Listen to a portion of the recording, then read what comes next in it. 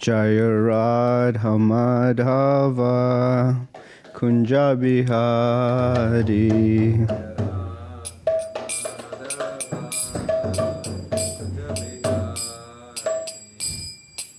Gopi Jana Vallabha Girivardhari.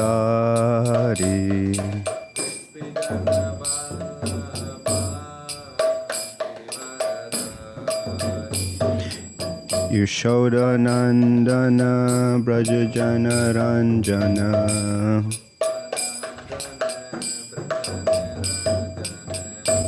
Yashoda Nandana Brajajana Ranjana.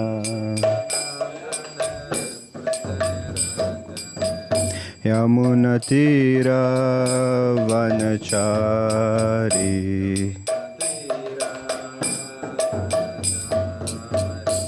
Munatira Vanachari.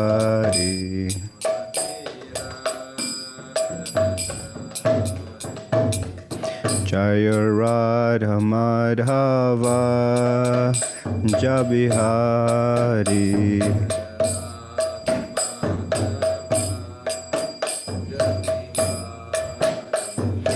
Jaya Radha Madhava Kunja Bihari.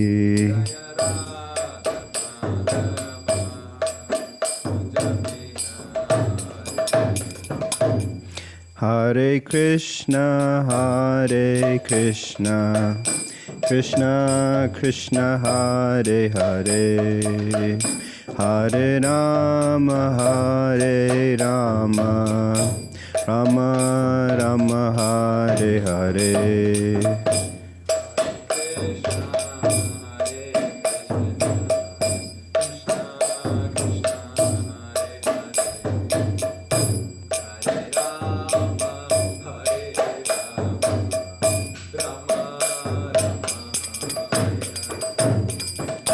Hare Krishna, Hare Krishna, Krishna Krishna, Hare Hare, Hare Rama, Hare Rama, Rama Rama, Hare Hare.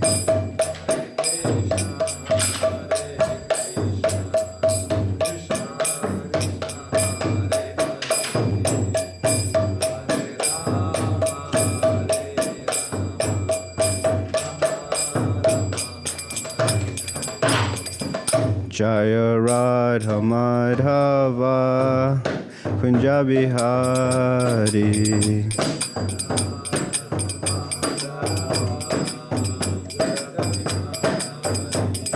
Jaya Radha Madhava Kunja Bihari.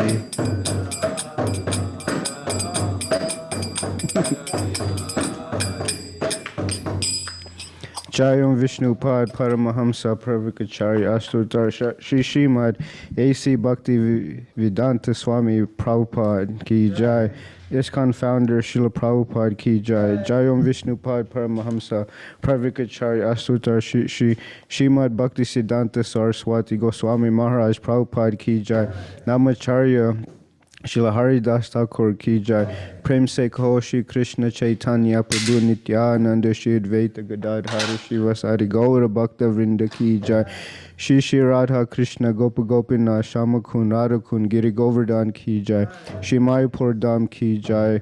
Shri Vrindavan Dham Ki Jai. Jagannath Puri Dham Ki Jai. Ganga Mai Ki Jai. Yamuna Mai Ki Jai.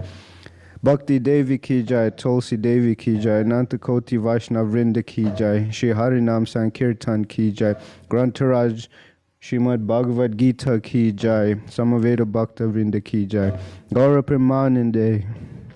All glories to the assembled devotees. All glories to the assembled devotees. All glories to the assembled devotees. All glories to Shri Guru and Shri Gauranga. All glories to Srila Prabhupada. Om Namo Bhagavate Vasudevaya. Om Namo Bhagavate Vasudevaya. Om Namo Bhagavate Vasudevaya.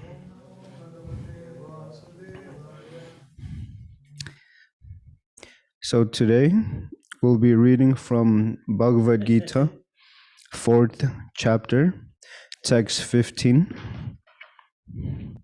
If you could repeat after me. Evam gyatva kritam karma purvair api mumukshubhihi kuro karmaiva tasmat tvam purvai purva taram kritam evam gyatva kritam karma purvair api mumukshubhihi kuru karmaiva tasmat tvam purvai purva taram kritam evam gyatva kritam karma purvair api mumukshubhihi kuru karmaiva tasmat tvam purvai purva taram kritam evam gyatva kritam karma purvair api mumukshubhihi kuru karmaiva tasmat tvam purvai purva taram kritam. Please chant. Evam gyatva kritam karma purvair api mumukshubhihi kuru karmaiva tasmat tvam purvai purva taram kritam. Anyone from Zoom?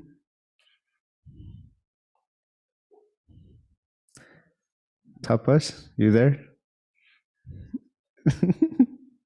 Okay. So we'll do the synonyms. Evam, thus. Gyatva, knowing well. Kritam, was performed. Karma, work.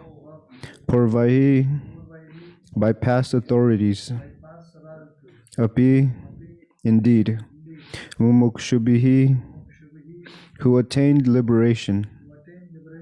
Kuru, just perform. Karma, prescribed duty. Eva, certainly. Tasmat, therefore. Tvam, you. Purvai, by the predecessors. Purvataram, in ancient times. Kritam, as performed. Translation and purport by His Divine Grace, HG Bhaktivedanta Swami Srila Prabhupada. All the liberated souls in ancient times acted with this understanding of my transcendental nature.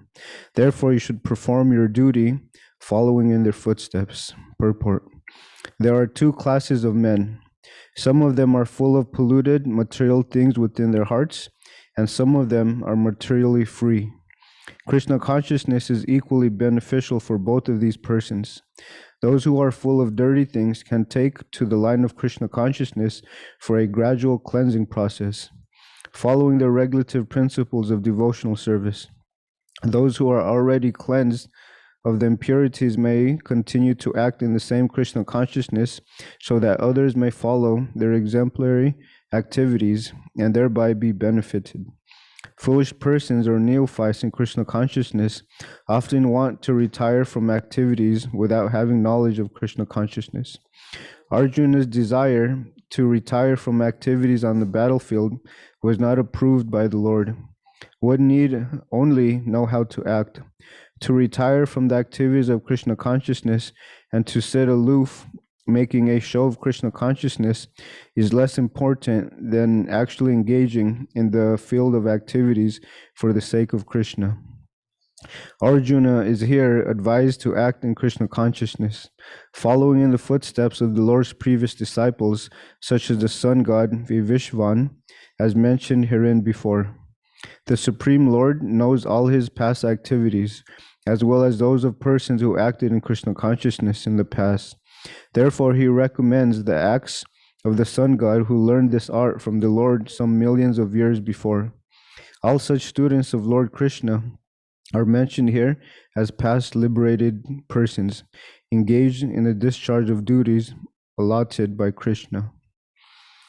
Om Jnana Timarandasya Jnananjana Shalakaya Chakshurunmilitam Yena Tasmai Shri Guruve Namaha Shri Chaitanya Mano Bhishtam Stapitam Yena Bhutale Swayam Rupa Kadamayam Dadati Swapadantikam Vandeham Shri Guru Shri Yuta Padakamalam Shri Gurun Vaishnavamscha Shri Rupam Sagrajatam Sahagana Raghunatan Vitam Tam Sajivam Sadvaitam Savadutam Parijana Sahitam Krishna Chaitanya Devam Shri Radha Krishna Padan Sahagana Lalita Shri Vishakan Vitamscha Hey Krishna Karuna Sindhu Dinabando Jagatpate Gopisha Gopika Kanta Radha Kanta Namostate Tapta Kanchana Gaurangi Radhe Vrindavaneshware Vrishabhanu Sutta Devi Pranamami Hare Priye Vancha kalpatarubhyascha kripa sundubhyo evacha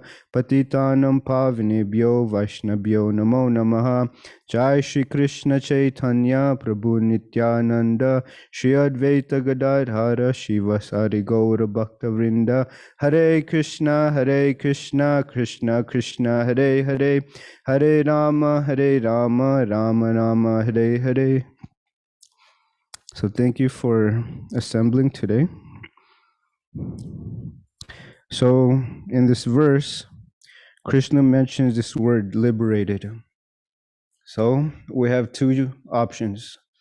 We could either be liberated or we could be binded. What would you prefer? Liberated. So there's a song, it says that a sky may be free, but it's still a prisoner of the sky. So similarly, a lot of people think they're free, but actuality, they're chained up to this material world. And it says that a human, his life is characterized by hankering and lamenting. And demigods' life in the heavenly planets, they're characterized by enjoyment. And animal life is characterized by fear. So what does this mean? In human life, we're either lamenting or hankering. We want something. We think that only if I get this person as my wife, or if I get this person as my husband, I'll be happy. And there are people that think only if I get this car, it'll make me happy. If I get this bank account, I'll be happy. And unfortunately, when people actually achieve these goals, they're not happy. I spoke to a few people at the harbor, and they seem very well off. But when I asked them about depression, anxiety, suicide, they relate to that more than being happy. So what does that tell us? That even those that are, you can say, materially, financially stable, there's something missing in the heart, and that is Krishna consciousness. And a demigod, he is enjoying in the heavenly planets. It's described that we can't even imagine the type of enjoyment they're having in the heavenly planet. But still, they have to come back to earth. So His Grace Dravida Prabhu, he always mentions that it's like a vacation. You go to the heavenly planets, you enjoy for some time, and then when your credit card or when your pious activities are run out, you come back to earth. So you didn't really achieve anything. You're just prolonging. And life in the higher planetary systems, the duration of life there is it's inconceivable. See, in this life, human beings were now conditioned to live only 100 years at most. But in the heavenly planets, they live for hundreds and thousands of years. But the time is relative to the heavenly planets and then to here in the earth planet. You know, so many people, they want to extend their life. But if Krishna wants to, there's a saying, if Krishna wants to kill you, nobody can protect you. And if Krishna wants to protect you, nobody can kill you. So all we have to do is get the favor of Krishna and we're protected.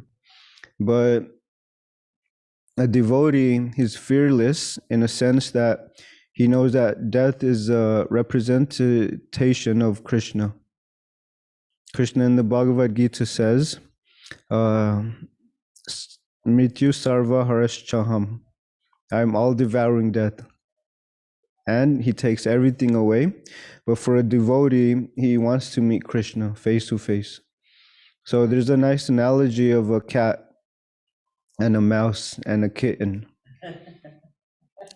See, the cat or the kitten and the mouse, they're being held by the same teeth of the cat. But how does the kitten feel the teeth of the cat? It feels pleasure. It starts purring. But the same teeth experienced by a mouse, how is that for him? It means death. So similarly, materialistic persons, when they meet Krishna as death, they're very fearful. They're very, you can say, they don't know what's going to happen in their next life. When I go out on book distribution, I ask them, what is the biggest fear that you have? And I was surprised. You know what people said? Growing old. See? Because therefore, there's so many billion-dollar industries right now trying to prolong our so-called beautiful body. Botox, plastic surgeries, you have gyms, things like that. But even if one has a very beautiful body, they are not guaranteed to live for another 10 minutes if it's not in their destiny. And animal life, they're characterized by fear. If you observe a bird, he will eat a few grains, look around, eat grains. They're always in fear of losing their life. So animal life is, you can say, hellish. I was distributing books, and when I was talking to this young man about reincarnation and karma, he told me, I want to become a dog in my next life. So I asked him, why do you think a dog's life is better than a human being? And he was expressing that dogs, they don't have any responsibilities. So, so I kind of giggled and I asked him, well, even if you don't have responsibilities, you're choked up all day on a leash. And if you need to use the restroom, you have to wait for your master to come back and open the door. And I told him not only that, but so then I started getting into vegetarianism. I said, nowadays people eat meat, and his eyes opened up. And I told him we're vegetarian, we respect all species of life. And I told him, even if you're a big dog living in Beverly Hills, you could be walking down the street and someone will kill you just to eat your flesh. So I told him vegetarianism, it makes you more peaceful. So he understood that eating meat is not so good. And so what does liberation and bondage mean? Liberation means to be free, to be actually free from this temporary material world. And Srila Prabhupada, he says that there are binding forces that is keeping us here in this material world. You know what those are? Srila Prabhupada, he says that the attraction between man and a woman, that's the strongest shackle. See, everyone's looking for so-called soulmate. But at the time of death, even that relationship is broken. So there are 3 types of bondage. There's or you can say 3 shackles, gold, silver, and iron. And people think that having a gold shackle is better than an iron shackle. But it's still the same. You're bound up, you're tied to this material world. And there's a nice example. There's a boatman. He told these passengers, I can get you across the river. So I said, okay. So the passengers, they slept, and this boatman, he was rowing so hard. When the passengers woke up, they were still in the same place. So the boatman was sweating. So they asked him, "Why aren't we going anywhere?" Do you know how this is possible? The boat was tied up. He forgot to get the anchor. So similarly, these people in this world, they may feel like they're going somewhere, but they haven't gotten rid of the shackles, which is lust, anger, and greed. And Krishna, he says that these are the three gates that lead to hell: lust, anger, and greed. So it talks about if you have a guest coming over and your apartment, if your house is dirty, will that visitor want to stay there? No. But if your place is clean, then the person want to stay there. The reason why I say this is because in the purport, it talks about cleansing the heart. So similarly, Krishna is sitting in all of our hearts. So is our hearts dirty, or is it clean? Is it full of material desires, or is it actually full of loving devotional service to Krishna? So a lot of people, they think that, anyway, I met a gentleman at the harbor, and he was a professor. So I asked him, "Do you like to teach?" He said, "Yeah." And I asked him, "What do you teach?" He said, "I teach fifth grade." So I tell him that these young people, they're going to be the future of tomorrow. They're going to be the leaders of society. So I tell him, "What do you tell them about developing good qualities?" And he said, "We don't teach that." So I tell him, what is good is education if you don't develop good qualities. So I told him these books, they'll help train you and your students to be proper human beings. And since the heart is full of anarthas or unwanted qualities, we have a lot of work to do. And this chanting of Hare Krishna, Krishna Krishna, Hare Hare, Hare Ram, Ram Ram, Hare Hare, is the prescribed cleansing process in this Kali Yuga. Therefore, we follow 4 regulative principles. Maharaj, my spiritual master, His Holiness Badrinarayan Swami Maharaj, he was telling me a story of how he was somewhere, maybe in France, and the room was full of guests.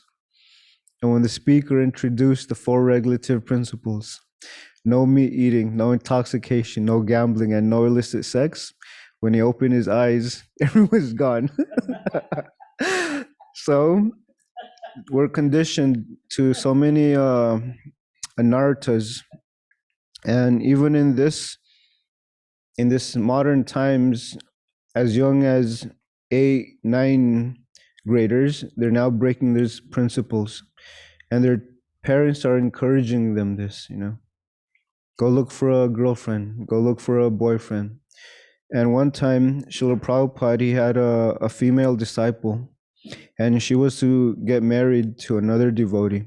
And the mother had she didn't like that she was supposed to get married. So the mother said, "My daughter, she hasn't experienced everything yet." And then Srila Prabhupada, he said, "Just see, even the mother wants her daughter to be a prostitute." See? Instead of saving her daughter from being enjoyed by so many men, she wants the daughter to be enjoyed. So this is the type of civilization, so-called civilization, that we live in. So then someone may ask, what's wrong with eating meat? What's wrong with intoxication? What's wrong with gambling? And what's wrong with illicit sex? So these 4 are actually the pillars of sinful life. It destroys 4 things. By meat eating, it destroys compassion. And by intoxication, it destroys By intoxication, it destroys austerity. And by gambling, it destroys truthfulness. And illicit sex, it destroys cleanliness. Cleanliness. So I told, when I introduce the book, when I distribute books, I like to be straightforward, because I always imagine myself, if a devotee is handing me a book, do I want them to beat around the bush, or do they want me, or do I want them to tell me the truth, to be straightforward? And so after meeting people on book distribution, I'm surprised that they're actually willing to listen. And a few of these people, they want to take pictures of me. And I tell them, I might break your camera. Because I tell them not so good looking. They say, no, that doesn't matter. And I meet so many people from the East Coast, the Midwest, West Coast, and they actually appreciate the devotees distributing books to them. So it talks about the disciplic succession, the parampara system. If there's a very sweet, ripe mango at the top of the tree, and you want to get it down unharmed, unbruised, how do you get this ripened fruit? You might be a bad climber. What if you're a bad catcher? Throw stones at it? Your aim might be bad. But Srila Prabhupada, he says someone at the very top hands it down to the next person. So similarly, so you can see that. And my spiritual master, he says he sees this in India. There's a monkey at the top. He grabs the fruit and he hands it to the next monkey down. He goes all the way down to the very bottom. So similarly, this transcendental knowledge that Krishna is describing, it's been handed down from guru to disciple, coming from Krishna himself. And by handing it to the next person, we don't change anything. We don't add or subtract anything. And when I distribute books, people ask me, how do you know this is the original text? So I describe that. And so that makes sense. And I tell them we're like postmen. We deliver the mail, we don't open it, we don't change anything. So we give this knowledge as it is. And then they're very amazed that he has the Sanskrit, a word for word definition, a translation, and then a purport to understand these ancient teachings. Liberation means to be free from old age, disease, birth, and death. Janma, Mrityu, Jara, Vyadhi. But these four are forced upon us. Nobody wakes up, looks in the mirror and says, I want to get old. They want to stay young. And nobody wants disease, but we get disease. And nobody wants to die, but we're forced to die. So we're dependent on Krishna in so many ways. I was distributing books in Balboa Park, and I met this lady. You know what she does? Hair and nails. So I asked her, even if you make someone very beautiful, will that save them from old age? She said no. So I told her, this book, it'll save you. She didn't believe it, but I told her, yeah, all of us are going to grow old. All of us are going to leave our body one day. But the next birth is considered to be very glorious if we go back to the spiritual world. And I described that the spiritual world, we have a Satchit Ananda Vigraha, a spiritual form, full of eternity, bliss, and knowledge. And I told her, we don't have to get wrinkles anymore. Before I came to the temple, I was working at they call it retirement home nowadays. And I had so many realizations there. And I was thinking all of these people at one time, they were very successful in business. They were successful in, you can say, music. They were successful in so many ways materially. But where are they now? They're in a wheelchair, in an oxygen tank, on the verge of death. And so I was appreciating our philosophy very much. And that's what I used to think. I used to think that retirement means having 3 meals a day. But in actuality, these elderly people, they're being exploited. I was speaking to one of our financial persons, excuse me, and she told me that for a small room, a small closet, and a shared bathroom, it costs $6,000 per month. Just for a little. And some of these elderly people, when they go to these old people's home, they have so many things, and I've seen that their room is full of, you can call it antiques, but they're old things. They're afraid to give it up even in old age. So retirement for us means taking sannyas, to be able to preach, to travel, to educate people in the science of Krishna consciousness, to give them hope.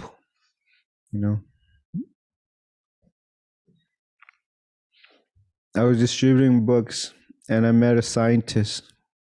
He was puffed up and he kept saying, in the near future, we'll solve this, we'll solve that. So I looked at him and I said, what are you doing to solve old age? What are you doing to solve death? And he stayed quiet. And he said, oh, we're working on that. And I told him, that's a bluff. You can't stop old age. You can't stop death. So I told him, why aren't you working on these real problems? And he stayed quiet. He didn't want to take a book because of his ego, but I gave him something to think about. And the so-called modern civilization, they're running away from the real problems. So what makes a successful society? Is it by how many rich people do we have? How many cars in every garage?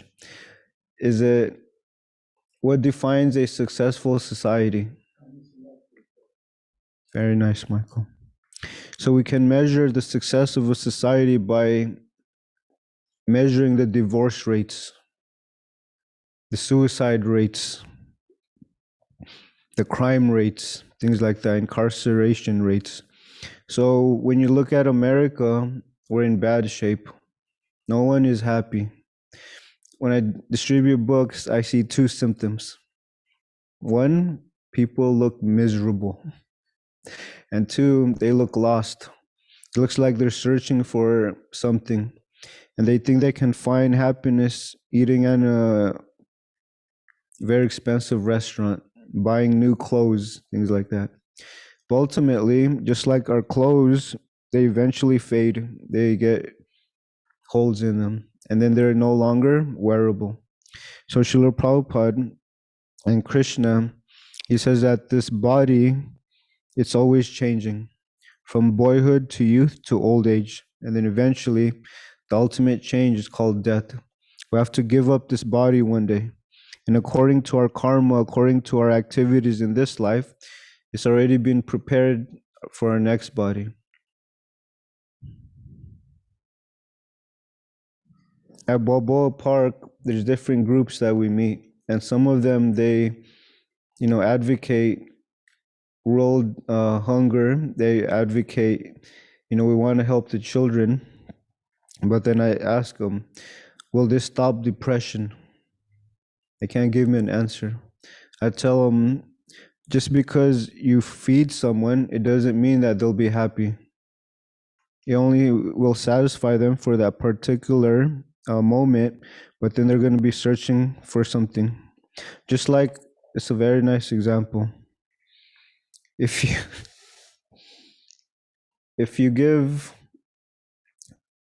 take a fish out of if you take the fish out of the fish bowl and you give it a brand new Lamborghini and a nice she-fish, to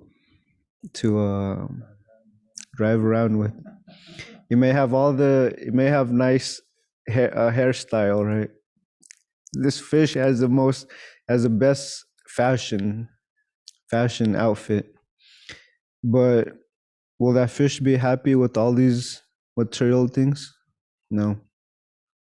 It will actually die because it needs to go back in the water. So similarly, we can try to solve all the world hunger problems. We may try to provide everyone with a nice house. We may try to provide everyone with nice clothing, but ultimately the soul is dying. It wants to go back to the spiritual world where it can enjoy eternally.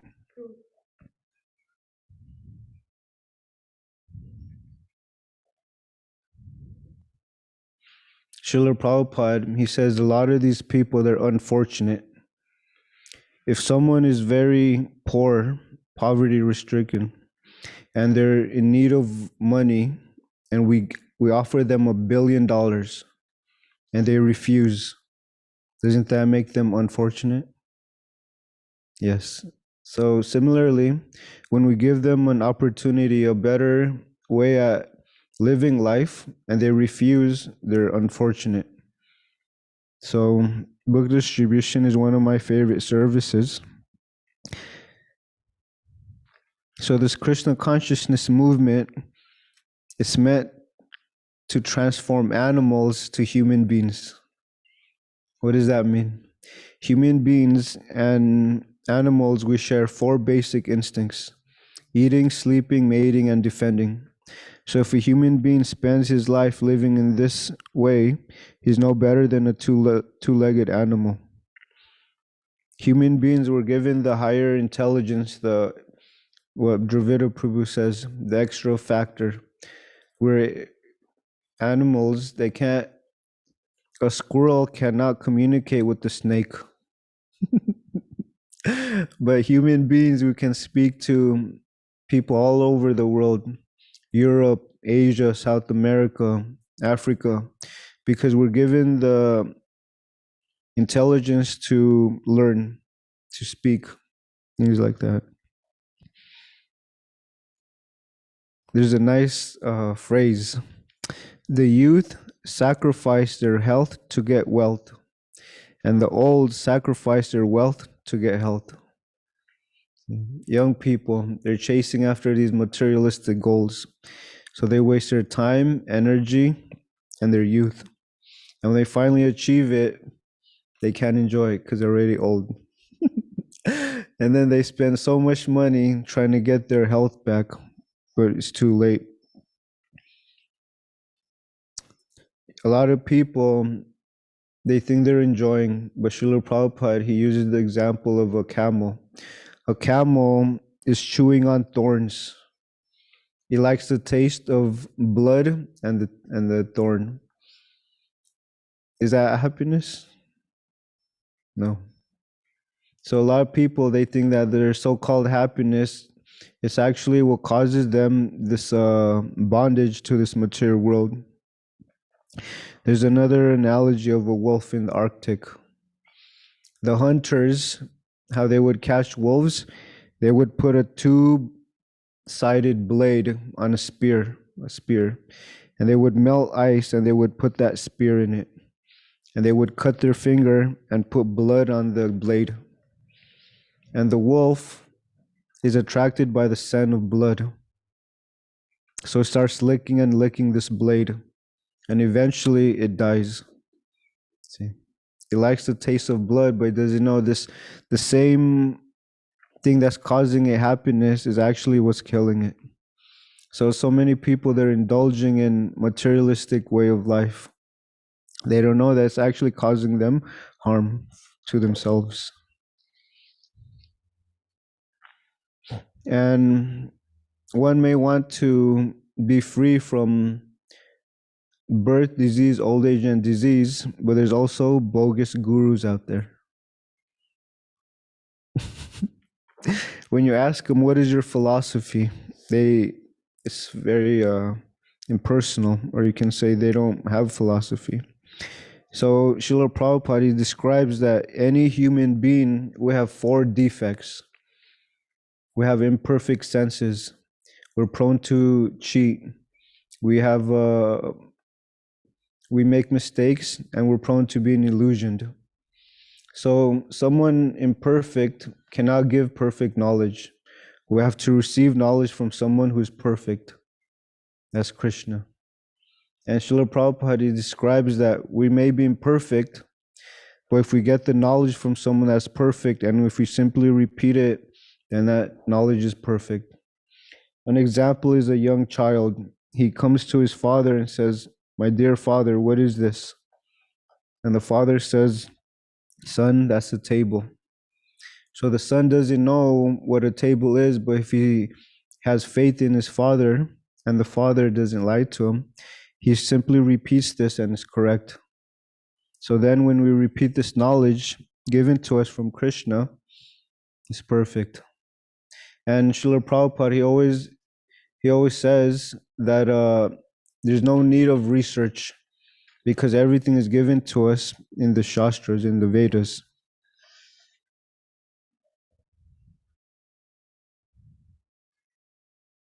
We have these 4 defects. It's actually preventing us from achieving perfection. And our mind is a very bad enemy. But when I go on book distribution, I ask them a riddle. I say, who's your best friend and your worst enemy? And a lot of people, they'll tell me, oh, my wife is my best friend. My husband's my best friend. And I tell them, what about an enemy that you can't trust? Someone that might poison you. And they say, oh, I don't think I have enemies. And then I smile and I tell them it's the same person. And they look at each other. And I tell them it's actually your mind. So I make them read that verse about how for him who has conquered the mind is the best of friends. But for one who has failed to do so, his mind will remain the greatest enemy.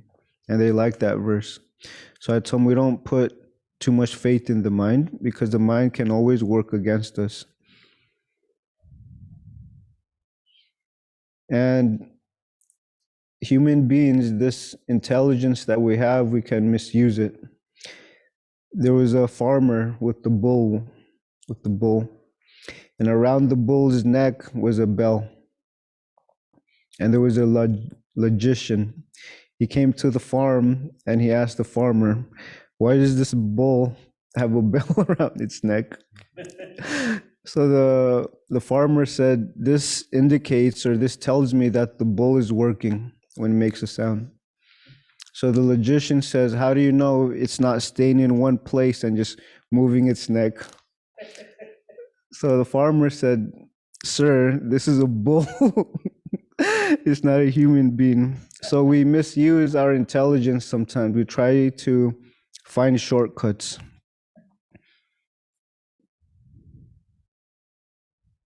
And so it describes that liberation and bondage. We see 2 people doing the same thing, like for instance, someone may be cleaning the temple room and someone may be cleaning a restaurant. So from a material point of view, it looks like they're doing the same activity. They're both cleaning. But the result is a vast difference. One is performing devotional service, and the other one is simply working for a paycheck, something material. And the value of devotional service, we can't even imagine what we gain from it. Does anyone have a comment or question? Yes, Arjuna. Hare Krishna, Prabhu. Hare Krishna. Thanks for sharing. Just one maybe clarity I needed. So mind sometimes is negative because you think it also has a defensive mechanism. Another question related to this also, it tries to keep you in your comfort zone. If you could please share more thoughts on that. Thank you. His Grace, Rajendra Nandana Prabhu, we were chanting japa one morning, and he said that we are habituated creatures. We sit in the same place to chant.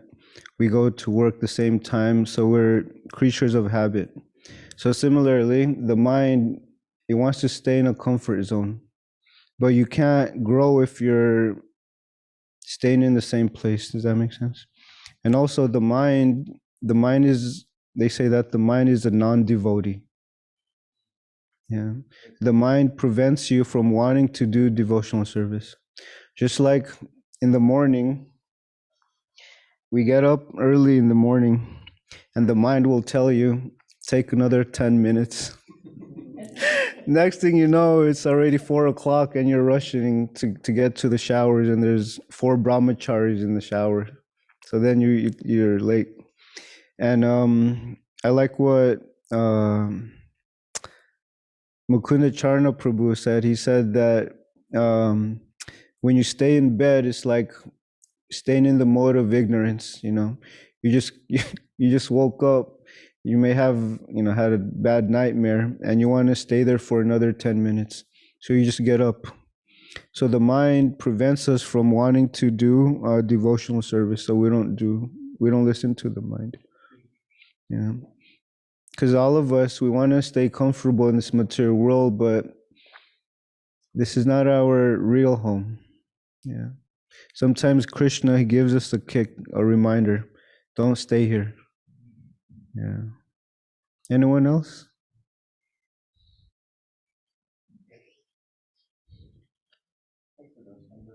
.15. Anyone from Zoom land? Okay. I think we have, it's 8:02. We could go to the next verse, but you may not have enough time.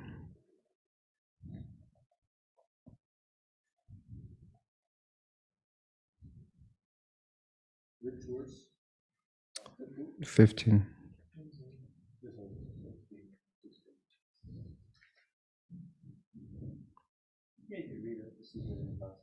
Okay. So we'll go to text 16. Kim karma kim akarmeti kavayo pi atra mohitaha tate karma pravakshami yaj gyatva moksha se shubhat. Translation: even the intelligent are bewildered in determining what is action and what is inaction. Now I shall explain to you what action is, knowing which you shall be liberated from all misfortune. Purport: action in Krishna consciousness has to be executed in accord with the examples of previous bona fide devotees. This is recommended in the 15th verse. Why such action should not be independent will be explained in the text to follow. To act in Krishna consciousness, one has to follow the leadership of authorized persons who are in a line of disciplic succession, as explained in the beginning of this chapter. The system of Krishna consciousness was first narrated to the sun god. The sun god explained it to his son Manu. Manu explained it to his son Ikshvaku, and the system is current on this earth from that very remote time. Therefore, one has to follow in the footsteps of previous authorities in the line of disciplic succession. Otherwise, even the most intelligent men will be bewildered regarding the standard actions of Krishna consciousness. For this reason, the Lord decided to instruct Arjuna in Krishna consciousness directly. Because of the direct instruction of the Lord to Arjuna, anyone who follows in the footsteps of Arjuna is certainly not bewildered. It is said that one cannot ascertain the ways of religion simply by imperfect experimental knowledge. Actually, the principles of religion can only be laid down by the Lord himself. Dharmam tu shakshad bhagavat paritam. No one can manufacture a religious principle by imperfect speculation.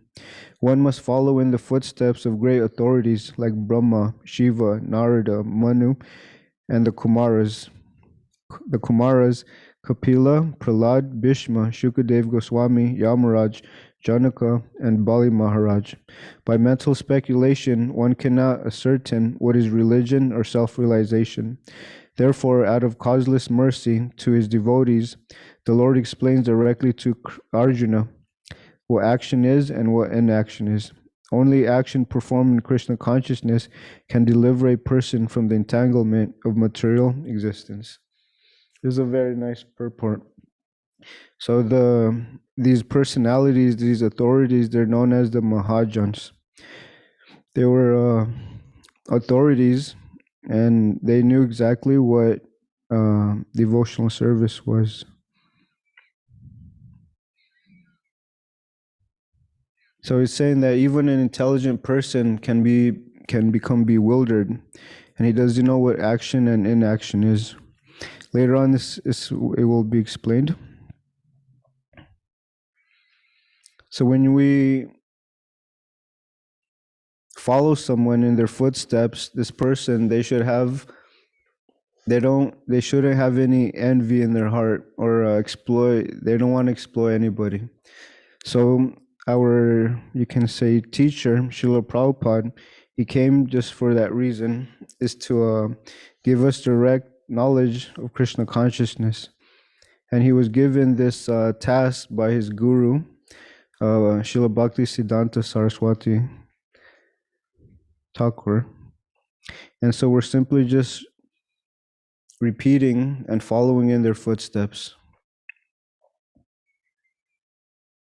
You know, when I read the Bhagavad Gita, I really liked it because it represents when he loses sight of duty, when he doesn't know who to consult for problems, he goes directly to Krishna. And when I understood that this is a divine conversation between the Supreme Personality of Godhead and Arjuna, I really liked it.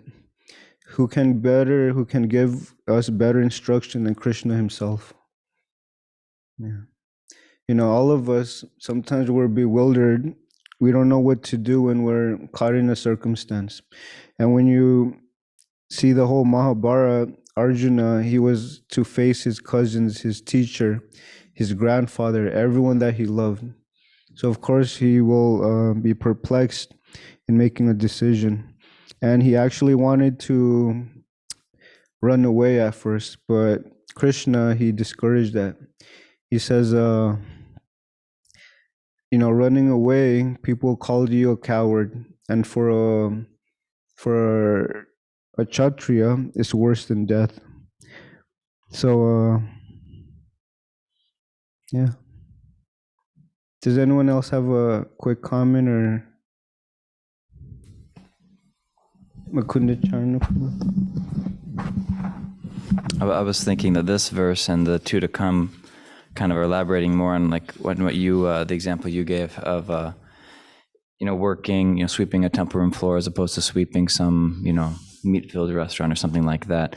They both seems to be action, but actually one would be action in one sense, and the other would be inaction in a sense because it's not entangling you in the material world. And in fact, even in two verses when it breaks down, or one verse, I think the next verse, when it says there's action, there's karma, then there's forbidden action, vikarma, and then there's akarma in action. And so actually, so like what would they say? Okay, well, it's just all action. Actually, no, what they think is action is often vikarma, and what they think also is action is often akarma because it's actually being done for Krishna. But if you don't accept Guru, don't accept the Vedas, you don't accept if you aren't fortunate enough to come in contact with the teachings of Krishna, then it all just seems the same. And so, what's the difference? How is one better than the other? How is what I'm doing any less than what you're doing? But it's actually like night and day. Thank you, Mukher. And also, our consciousness when we're doing devotional service, it has to be pure also. We can't just, do something and then, we're cleaning the temple room, but we're thinking about a woman, or we're, breaking down the boxes, but we're thinking, oh, I wish I could be at the beach right now. So Krishna is in our heart. He can see our intentions, our sincerity. And so when that aligns with our devotional service, it actually makes us happy to perform devotional service.